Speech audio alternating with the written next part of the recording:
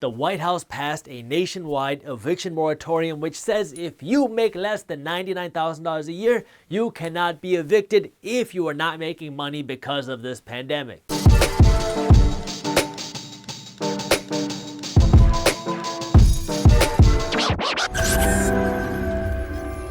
What's up everybody, I am Jaspreet Singh from theMinorityMindset.com and welcome to The Minority Mindset. While the stock market has been booming, the real economy that people actually live in and work in is crashing because of this recession and pandemic. I know you've heard about this looming tidal wave of evictions that could be coming. Like the Aspen Institute said that 30 to 40 million Americans are at risk of losing their homes because they don't have the money to afford their housing payments. That's 1 out of 10 people in America. Well, it looks like that tidal wave of evictions is gonna be delayed a little bit. Donald Trump and the White House signed a nationwide eviction moratorium which says that if you are an individual and you make less than $99,000 a year, or if you are a couple that's filing taxes jointly and you make less than $198,000 this year and you are facing a financial hardship because of this pandemic, then you cannot be evicted. This new moratorium is scheduled to stay active until December 31st, 2020. There are other criteria that you have to meet if you want to qualify for this moratorium. Like you have to show that you made an effort to get government aid, you have to show that you cannot pay rent because of this pandemic,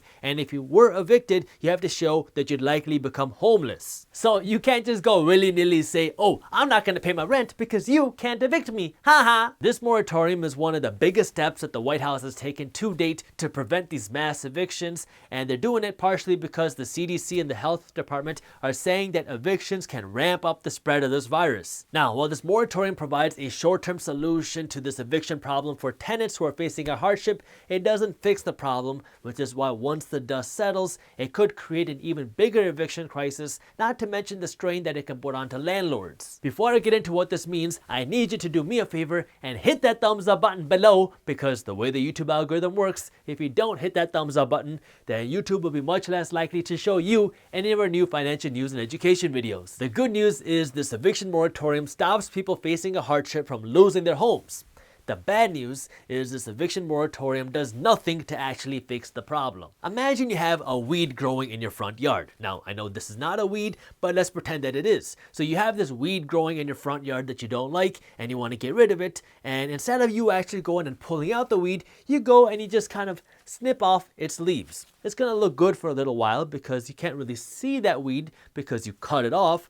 But after a little while, that weed is going to grow back, and this time it's going to grow back even thicker than before. That's exactly what we're doing with this eviction moratorium. We are delaying this eviction process, but we're not actually doing anything to prevent the evictions from happening. We have millions of Americans who are out of a job and who do not have money to afford their rent payments. Now, this eviction moratorium prevents you from getting kicked out of your home, which is good, but the rent payments don't just disappear. Every month, the amount of money that you owe your landlord keeps getting bigger and bigger, because you have to add up your rent payments, your late fees, your fines, your interest, whatever else you have to pay. And so the amount of money you owe keeps getting bigger and bigger, and the financial hole keeps getting bigger the longer that you don't have any money coming in. Before you know it, you're gonna owe your landlord thousands and thousands of dollars in back rent, fees, and fines.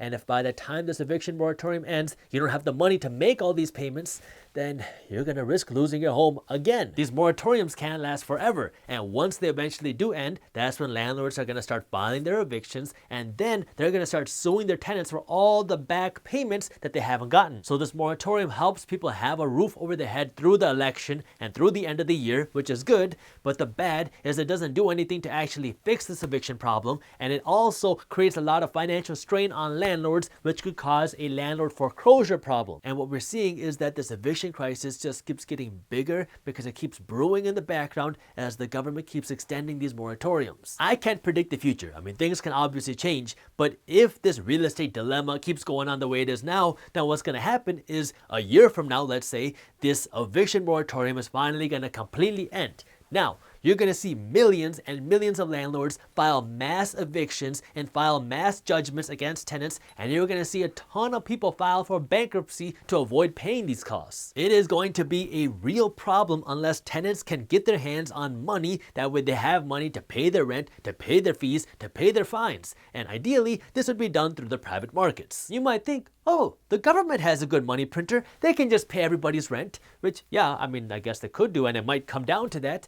But like we've been talking about for months now, there's a cost to printing free money, whether you're printing unemployment checks or bailouts. So while this moratorium is putting this eviction crisis on hold, it doesn't actually fix the problem. It just delays the problem, and it creates a new problem, which is this landlord foreclosure dilemma. I'll give you some of my own insights into this. So if you're subscribed to our channel, you know that I'm a real estate investor. And if you're not subscribed to our channel, what are you waiting for? I, like almost every other real estate investor in America, saw our rental income get hit because of this pandemic. But we were fortunate enough to plan for a crisis, and so we had cash in the bank to protect us, and we were able to create a kind of a relief program for our tenants because we understand that, okay, this pandemic is a crappy situation for everybody, and we don't want to just sit here and start racking up fees and fines that we know the tenants won't be able to pay. So we started creating this relief program that way we could work with our tenants and give them a break because this is just a crappy situation for everybody. I know this is different than what a lot of real estate investors are doing, but it just doesn't make sense for me to rack up all these late fees and fines and all these tenants that were good paying tenants and then have to pay a lawyer to evict all of my tenants and then have to pay a lawyer to sue all of my tenants just to find out that I'm not going to get any of my money back. So we're trying to take practical measures to work through this crisis with our tenants, but other real estate investors might not want to do that, and other real estate investors might not have the ability to do that because they don't have the reserves or cash saved up to do that. Here's the thing, there's a good chunk of property owners out there that are leveraged up to their eyeballs with debt. If you are involved in real estate in any way, I know you've heard of no money down real estate deals where you pretty much try to take out as much debt as possible to buy real estate and you have very small margins. So you might take out a 70% loan on a property from the bank, and then you might take out another 20 or 25, maybe even 30% loan on the property from the previous owner through a seller financing deal. And so now you have a ton of debt on this property and you have very small margins. I said this exact same thing when we were not in a pandemic and the economy was booming, but this model works great when the economy is good. But it doesn't work so good when the economy is slowing or we're in a recession. If you run into an issue like a small percentage of your tenants stop paying rent, or you run into a major maintenance issue, then you might not have the money anymore to pay your lenders and you risk going into foreclosure. It's a high risk, high potential reward game. Some people lose everything trying to do this, and other people become extremely wealthy. Well, right now, we're not talking about a small dip in rental income. We're talking about a big chunk of America who is behind on their rent. So if you can't pay rent, your landlord isn't allowed to replace you with another tenant that is paying rent, and now your landlord might not have money to make their loan payments, to pay their taxes, to pay their insurance, to pay their maintenance, or to pay their management fees. We're already seeing this happen. The New York Times wrote a piece on lenders and hedge funds who are suing real estate investors because the real estate investors don't have money to pay back their loans. So now the problem isn't just tenants being kicked out of their homes, it's a real estate investor foreclosure crisis too. If you remember back during the 2008 crash, that wave of foreclosures that we saw pushed the supply of real estate up, which brought the price of real estate down. Again, I don't know exactly how this is going to play out. I can't predict the future, and there's so many different factors at play here, but if the economy continues to stay slow, then people are not going to have jobs. And if people don't have jobs, they're not going to have money to pay their rent. If they don't have money to pay the rent, that makes this eviction crisis bigger, which also creates this landlord crisis. If landlords are not making money, they don't have money to pay their loans, and if landlords are not paying their loans, now we have a landlord foreclosure crisis, and if foreclosures start to grow up, then the price of real estate goes down. So this eviction moratorium is a short-term solution to a much bigger problem. It's kind of like snipping off the leaves off of a big weed. Lots of people say at this point that the government should come in and bail out tenants and just print a whole bunch of free money, that way tenants have money to pay their landlords, which, yeah, that could kind of fix this problem, or at least look like it fixes this problem in the short term.